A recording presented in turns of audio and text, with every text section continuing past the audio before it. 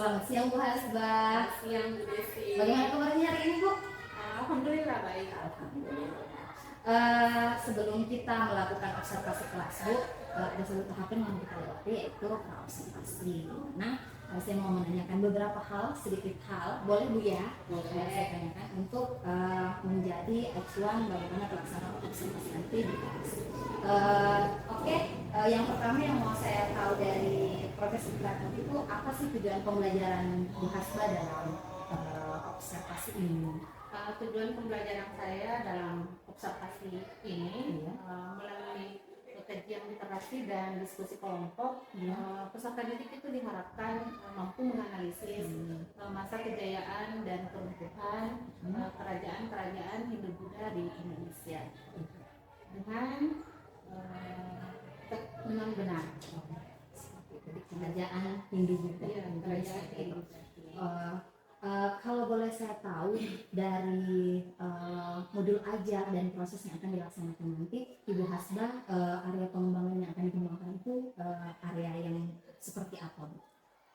Ada pengembangan yang saya terangkan nanti pada saat saya observasi itu. Yang pertama itu adalah sikap. Saya fokus itu pada perilaku peserta didik pada saat proses pembelajaran. Saya menuntut bagaimana sehingga peserta didik kita ini, peserta didik yang saya ajar ini bisa aktif pada saat proses pembelajaran. Oh, jadi kita fokusnya pada area sikap yang lebih mengedepankan atau memfokuskan pada keaktifan peserta didik seperti itu Bu ya. Kalau boleh saya tahu, kenapa Ibu Hasbah ingin fokus mengembangkan area itu? Kenapa saya ingin fokus mengembangkan area itu? Karena selama ini saya melihat peserta didik itu atau murid lebih banyak yang vakum. Artinya lebih banyak mengharap pada saat pengerjaan kelompok itu hanya 1-2 orang yang kerja. Sehingga saya fokus pada pembelajaran. Oh, jadi intinya muridnya Bu Hasbah di kelas itu kadang tergantung sama 1 atau 2 orang saja. Sebenarnya hal yang bagus untuk dikembangkan dan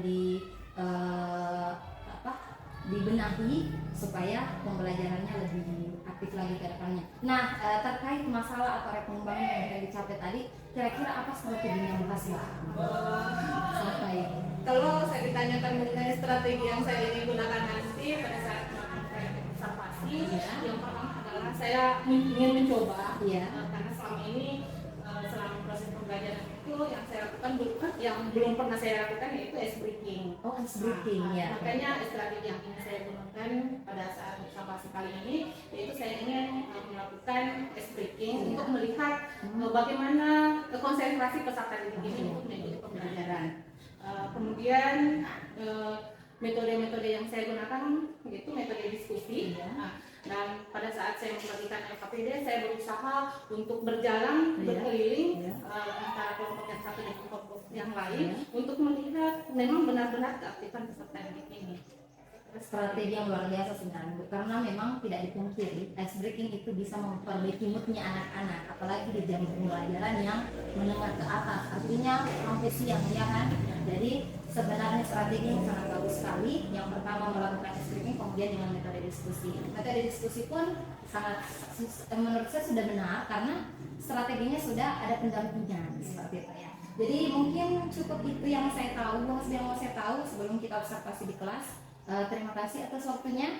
Semoga kita bisa bertemu dalam keadaan sehat di observasi kelas lusa ya. Kalau tidak salah ini kan hari Rabu hari Jumat ya. Insyaallah sampai ketemu di proses observasi. Terima kasih Bu Hasbah untuk hari ini. Sama-sama. Assalamualaikum warahmatullahi wabarakatuh. Waalaikumsalam warahmatullahi wabarakatuh.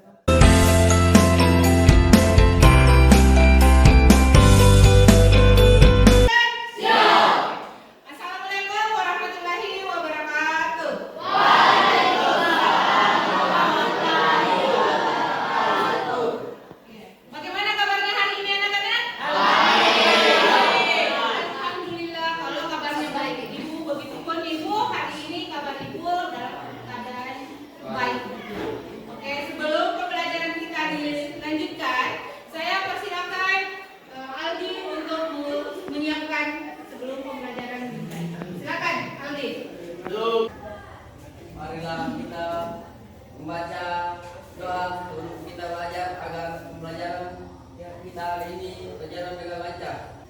Doa dimulai.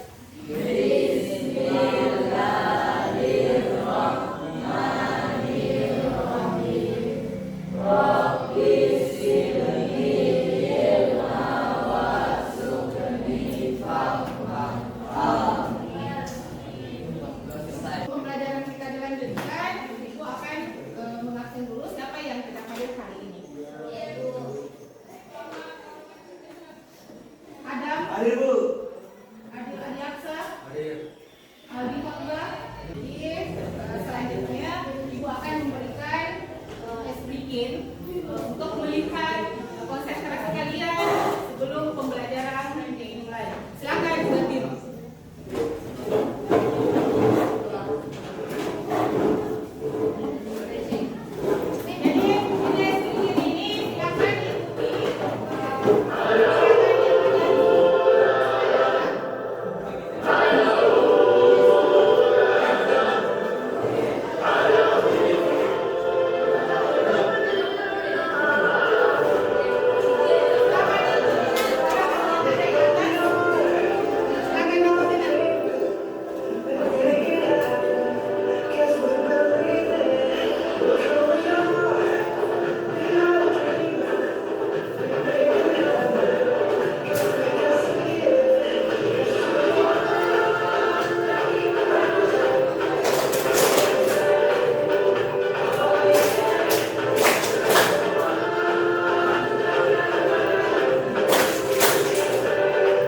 Bagaimana perasaan kalian setelah mengikuti briefing? Nah, sekarang kita akan lanjut pada pembelajaran. Ya, ini merupakan pertanyaan romantik. Kalian yang tahu gambar apa di atas? Cantik. Berarti ada yang pernah kucing ini? Yang kenapa bisa tahu bahwa ini yang merupakan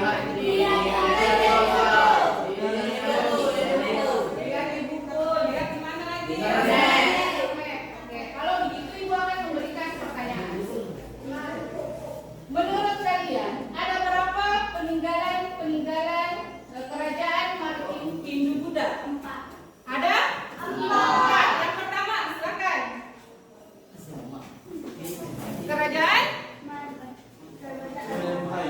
Kerajaan Mataram, Kutai, dan Manggala, Sriwijaya. Oke.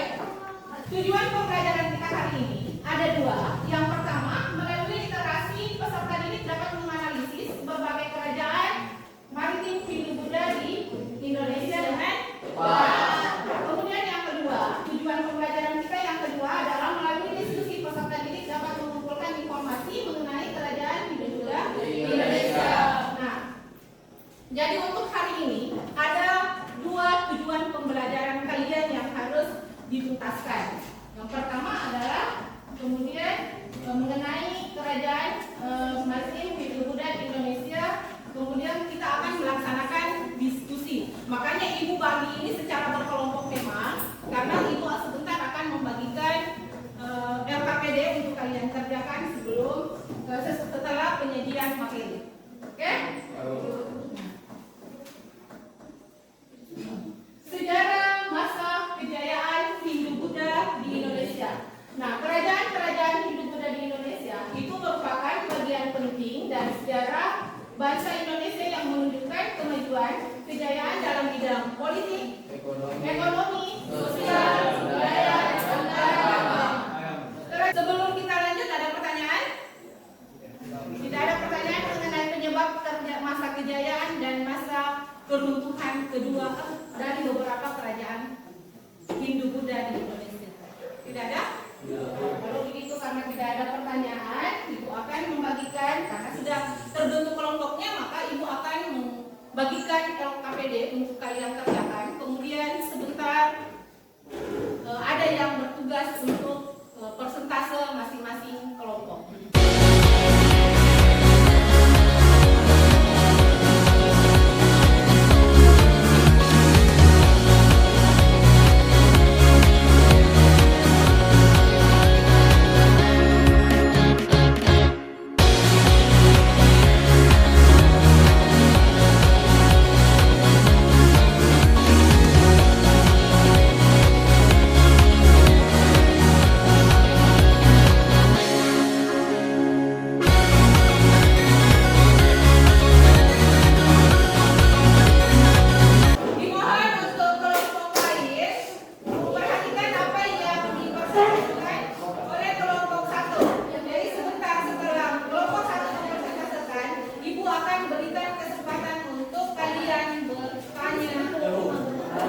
Assalamualaikum warahmatullahi wabarakatuh.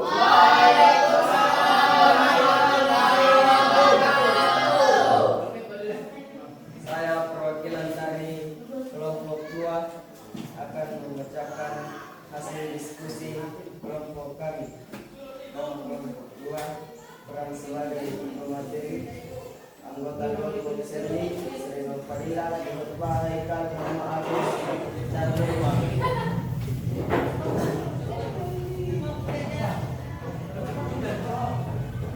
Saya akan membacakan hasil diskusi kelompok kami. Berdasarkan prasasti Yupa, kerajaan kita yang mencapai puncak kerajaan pada masa pemerintahan Raja Mulawarman.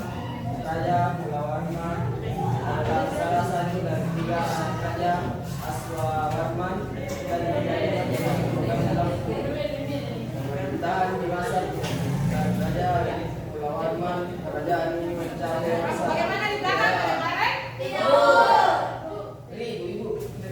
Kedua, kerajaan ini bermula dari Raja Palaputra Dewa, memperluas kekuasaan ke Jawa Barat, Kalimantan Barat, Bangka Belitung, Malaysia, Singapura, hingga Thailand Selatan. Hal ini membuat kerajaan Sriwijaya mengalami puncak masa kejayaan. Nomor 3, faktor kerajaan Majapahit. Salah satu faktor yang membuat kerajaan Majapahit menjadi kerajaan maritim terkuat di Jawa pada masanya adalah angkatan laut yang kuat dan lokasi kerajaan yang strategis. Faktor kerajaan Sriwijaya letaknya sangat strategis di Selat Malaka yang merupakan jalur pelayaran dan perdagangan internasional dan menguasai Selat Malaka, Selat Sunda, Semenanjung Malaya, dan Tanah Kunting. 4. Kerajaan Kutai.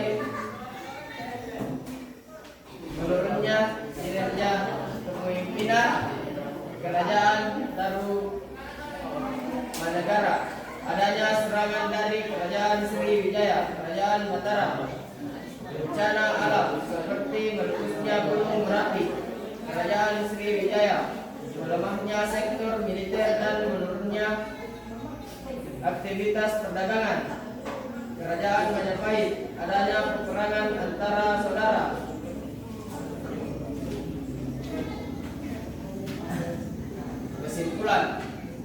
Kesimpulan dari hasil diskusi kelompok kami yaitu kami dapat mengetahui masa kejayaan, faktor penyebab masa kejayaan dan masa keruntuhan kerajaan-kerajaan maritim ibu kota di Indonesia. Selain itu kami mengetahui banyak hal tentang kerajaan ibu kota di Indonesia. Sekian, terima kasih. Oke, itulah tadi persentase dari kelompok 2. Saya memberikan kesempatan untuk semua kelompok untuk memberikan satu pertanyaan. Siapa? Silakan. Jadi hanya satu orang untuk semua kelompok ya.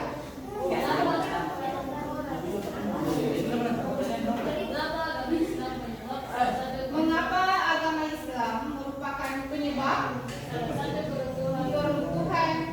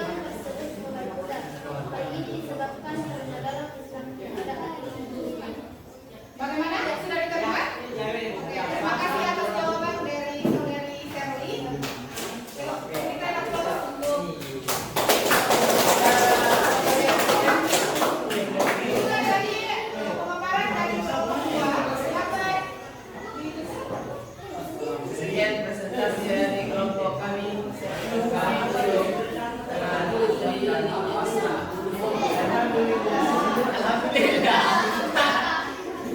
Wassalamualaikum warahmatullahi wabarakatuh.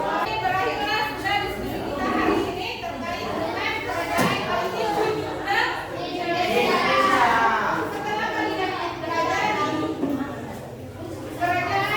kerajaan Palestina dan Indonesia, Ibu akan memberikan sebuah pertanyaan.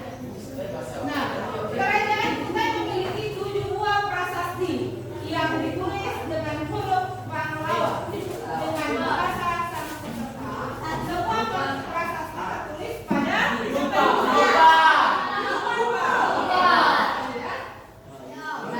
saya kira itulah. Sampai di sini ada pertanyaan? Baiklah anak-anakku sekalian, mulai dari awal sampai akhir materi kita hari ini, apakah masih mengalami kendala atau kesulitan? Oke, kalau tidak ada kendala, saya ucapkan terima kasih. Yang pasti juga atas kerjasama kalian yang sangat luar biasa hari ini, dan insya Allah minggu depan kita akan masuk materi terkait dengan masalah kerajaan Islam di Indonesia. Sebelum pelajaran kita diakhiri hari ini, saya ingin persilakan takbir untuk Sebelum pulang.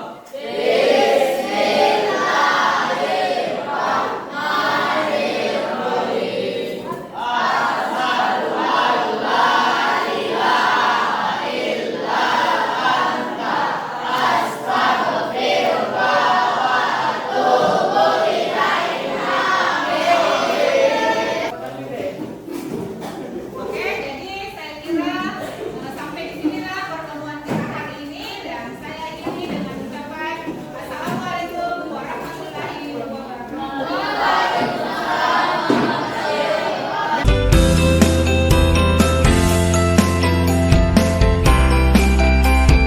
Assalamualaikum warahmatullahi wabarakatuh. Berjumpa lagi dengan saya Desi Rukmana Padma, calon guru penggerak angkatan 9 Kabupaten Bulukumba dari SMA Negeri 14 Bulukumba. Kali ini saya ditemani oleh pengajar praktik yaitu Ibu Erni Handayani dan rekan saya Ibu Hasbawati sebagai guru yang diobservasi pada kegiatan supervisi akademik. Assalamualaikum warahmatullahi wabarakatuh Ibu Erni, Ibu Hasba. Bagaimana kabarnya hari ini Bu? Alhamdulillah. Alhamdulillah. Ya, jadi mungkin saya beralih ke Ibu Hasba dulu, Ibu Erni. Ya, silakan. Ya. Jadi baik Ibu Hasba, dalam percakapan pasca observasi kali ini saya akan memberikan pertanyaan-pertanyaan kepada Ibu terkait observasi yang telah dilakukan di dalam kelas, di mana ini tujuannya untuk mengevaluasi bagaimana jalannya proses pembelajaran yang telah dilakukan. Nah, untuk pertanyaan di awal-awal ini saya mau tahu bagaimana perasaannya Ibu setelah melakukan observasi di dalam kelas.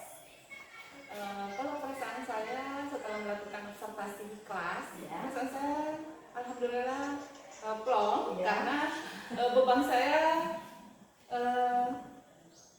sudah beban saya sudah terlaksana dengan baik, dan meskipun saya merasa canggung karena ini merupakan hal yang baru yang saya lakukan yang terkait dengan observasi kelas.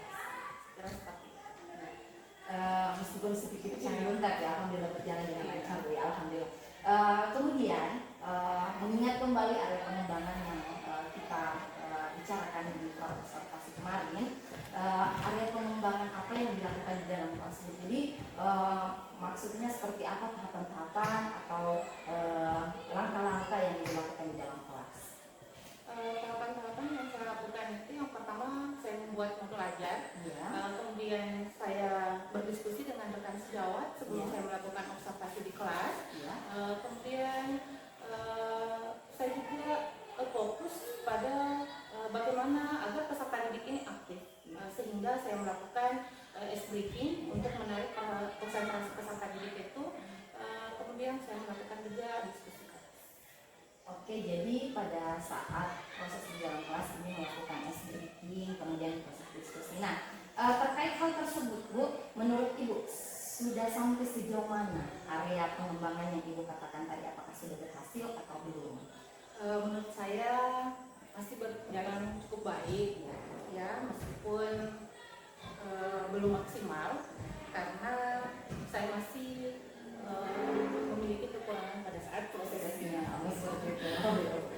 Baik, masih ada kekurangan-kekurangan ya. Menurut Ibu kekurangannya atau kendala yang dihadapi itu mungkin pada prosesnya. Kira-kira dalam proses tersebut kekurangan yang Ibu maksud itu yang seperti apa? Kekurangan yang saya maksud itu pada saat pembelajaran ya. Iya. Ketika saya bagikan LKPD, anak-anak itu kerja masih kurang maksimal karena hanya 1-2 orang saja di dalam kelompoknya itu yang aktif. Kemudian anak-anak itu hanya senangnya pada saat saya melakukan ice breaking. Mereka sangat antusias karena mungkin itu dia merasa hal yang baru. Tapi pada saat mau mengerjakan tugasnya itu ya masih kurang, masih ya. Artinya anak-anak moodnya tidak terbaca, cuma sampai di SBM saja. Pada saat bagian-bagiannya anak-anak sudah merasa semangatnya menurun lebih lanjut. Kalau terkait hal tersebut, Bu, kira-kira apa yang membuat mereka tidak bersemangat dalam pembelajaran yang Ibu lakukan sepanjang proses itu? Dia cuma startnya di SBM seperti itu. Mungkin karena pembagian kelompok yang saya lakukan itu kan masih kelompok konvergen. Sehingga pembelajaran yang saya lakukan itu tidak terlalu maksimal karena tidak sesuai dengan apa maunya. Karena saya mengambil itu sesuai dengan yang keinginan saya, bukan keinginan mereka. Iya, karena kan mungkin harus berdasarkan gayanya, harus melihat bagaimana keinginan mereka, harus digabungkan mulai dari visualnya, mungkin harus digabungkan sesuai dengan perannya masing-masing ya. Jadi seperti itu rencananya. Jadi untuk kedepannya mungkin Ibu akan membagi kelompok anak-anak berdasarkan minatnya atau belajarnya. Kira-kira Bu, kalau membagi seperti itu, apa yang menjadi dasar minat pembagiannya? Kira-kira apa-apa saja yang Ibu kategorikan dalam pembagian minat dan gaya belajar anak-anak? Pembagiannya kan ada 3. Yang pertama itu kan ada audio, saya kumpulkan sesuai dengan minat dan gayanya masing-masing. Kemudian yang kedua ada auditory, kemudian yang ketiga ada kinestetik. Jadi saya gabungkan sesuai dengan gaya dan minatnya masing-masing. Saya rencananya seperti itu ke depannya. Jadi rencananya Ibu akan membagi menjadi 3 ya, yang mana ada yang termasuk anak-anak dengan berkebutuhan dengan gaya belajar visual, kemudian ada auditory dan kinestetik. Saya kira rencananya Ibu sangat bagus demi memperbaiki atau memberikan dampak positif ke depannya. Semoga ini akan terrealisasi dengan cepat.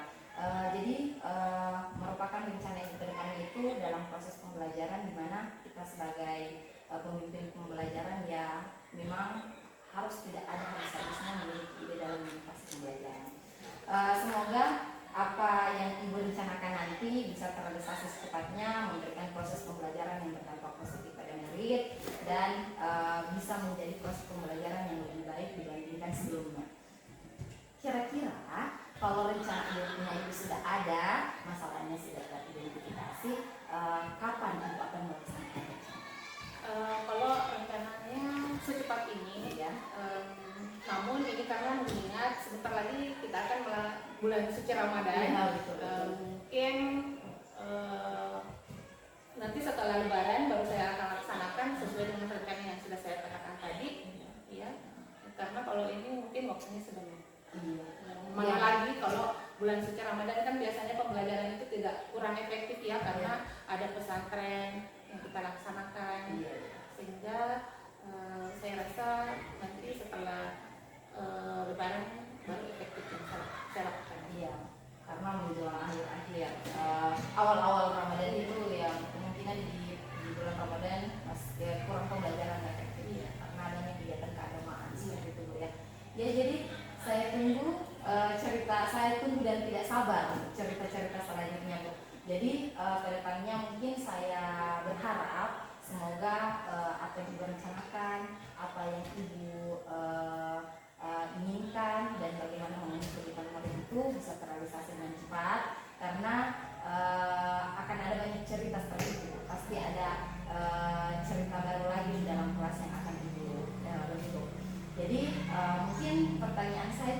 sampai di situ kita sudah mendapatkan gambaran besar dari percakapan pasca observasi hari ini. Mungkin di lain waktu kita akan bertemu lagi dan berbincang-bincang dengan cerita yang baru, hal yang baru, dan perkembangan yang positif yang baru.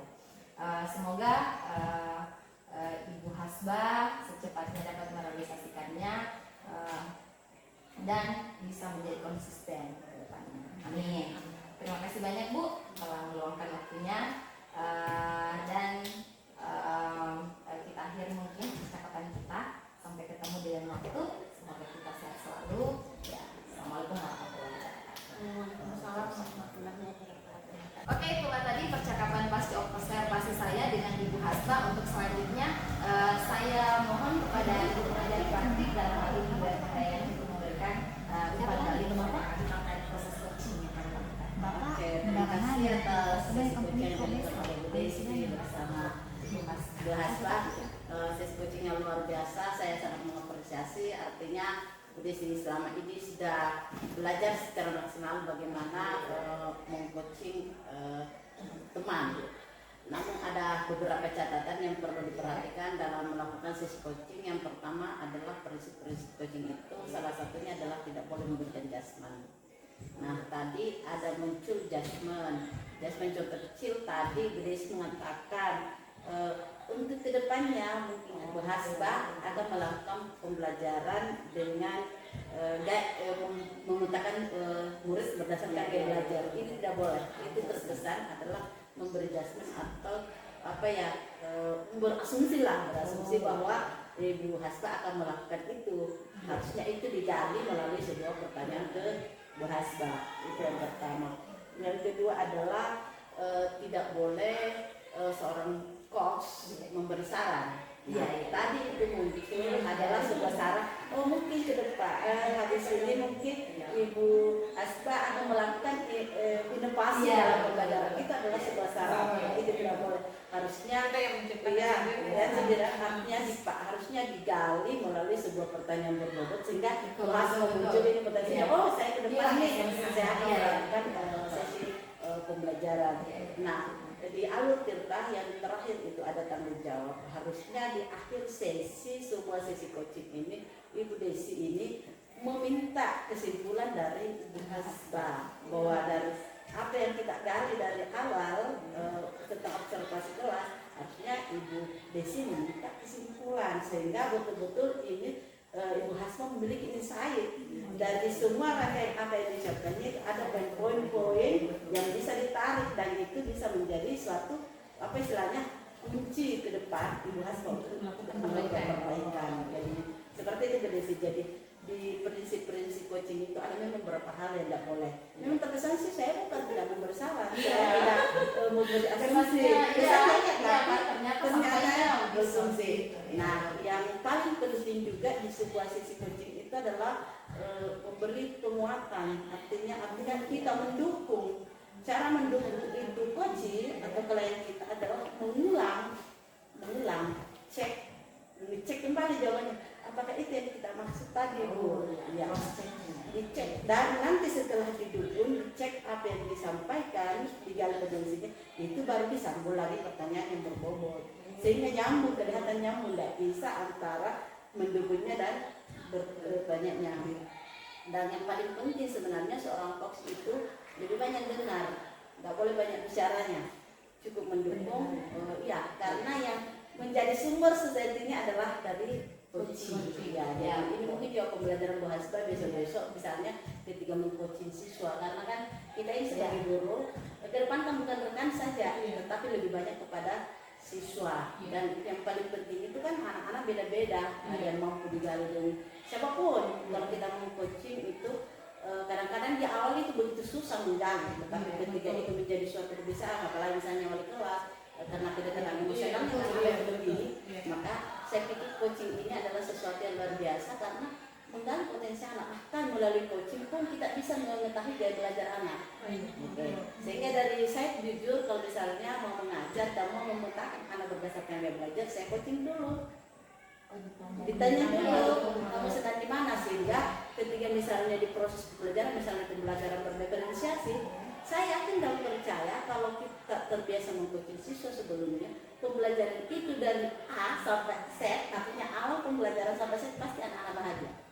Iya, bukan, bahkan dia mungkin istrinya happy sampai hidupnya happy. Gitu. Saya ngajar kemarin sampai ibu mengatakan satu persen, oh kalau begitu semua siswa pasti akan nyaman. Iya, karena kita memenuhi kebutuhan anak. Ya, jadi mungkin itu ke depan yang perlu waspada sebagai penguatan bahwa memang sangat penting itu adalah mengetahui gaya belajarnya lebih awal sehingga betul-betul tidak mengatakan anak-anak, dan itu bisa Ibu Haska lakukan melalui coaching. Tetapi sekali lagi perhatikan baik-baik prinsip coaching. No JPA, nggak boleh jasma, nggak boleh asumsi, nggak boleh prasangka, nggak boleh. Jadi memang kadang-kadang itu kita muncul itu prasangka ataupun asumsi kalau kita akan kerja, kalau terbiasa ketemu. Iya. Pasti beda sebentar lagi. Itu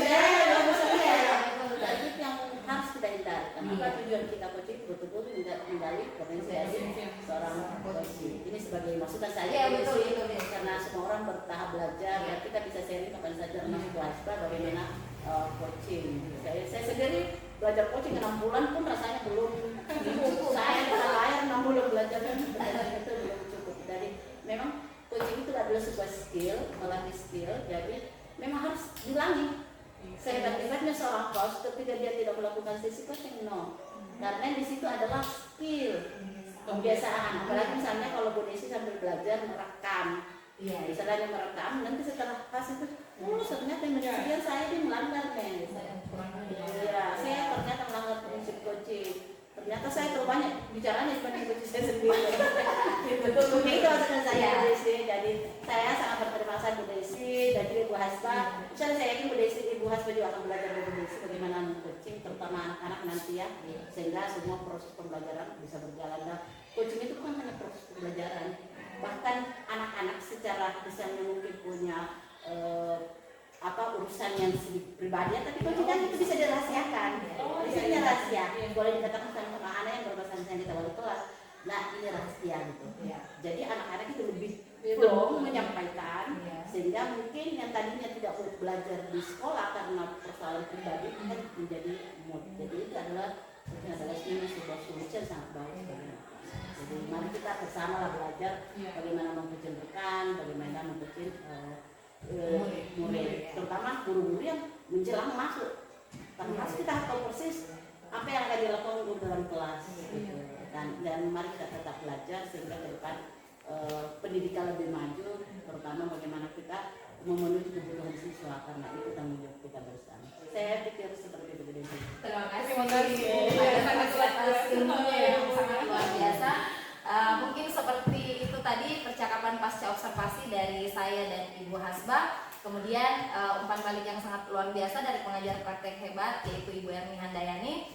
Sekian video dari kami. Lebih dan kurangnya mohon dimaafkan. Assalamualaikum warahmatullahi wabarakatuh. Waalaikumsalam warahmatullahi wabarakatuh.